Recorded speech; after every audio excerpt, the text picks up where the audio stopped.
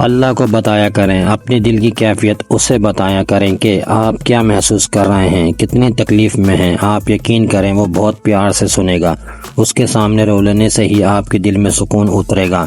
بے شک وہ دلوں کا ہمراز ہے۔ منزلیں انہی کو ملتی ہیں جن کے سینے میں جان ہوتی ہے، پروں سے کچھ نہیں ہوتا، حوصلوں سے اڑان ہوتی ہے۔ دنیا میں سب سے طاقتور انسان وہ ہوتا ہے جو دھوکہ کھا کر بھی لوگوں کی مدد کرنا نہیں چھوڑتا۔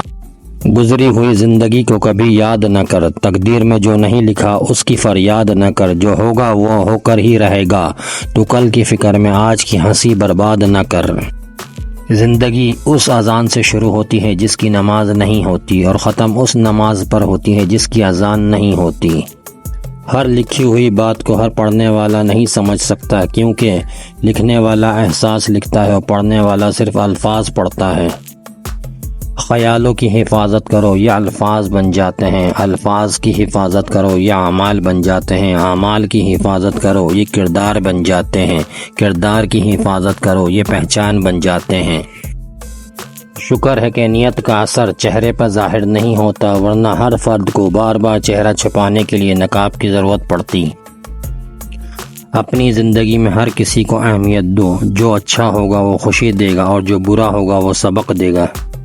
اس دشمن سے مت ڈرو جو اکیلے میں تم پر وار کرے، بلکہ اس دوست سے ڈرو جو محفل میں تمہاری عزت پر وار کرے۔ جھوٹ کبھی عزت نہیں پاتا، چاہے اس کی پیشانی پہ چاند نمودار ہو جائے۔ سچ کبھی ذلیل نہیں ہوتا، چاہے سارا زمانہ اس پر کہے لگائے۔ ان مع العسر یسرا، بے شک مشکل کے ساتھ آسانی ہے۔ زندگی کو رمضان جیسا بنا لو تو موت عید جیسی ہوگی۔ دعا اس چیز کو بھی تم تک کھینچ لاتی ہے جو تمہارے نصیب کا حصہ بھی نہیں ہوتی۔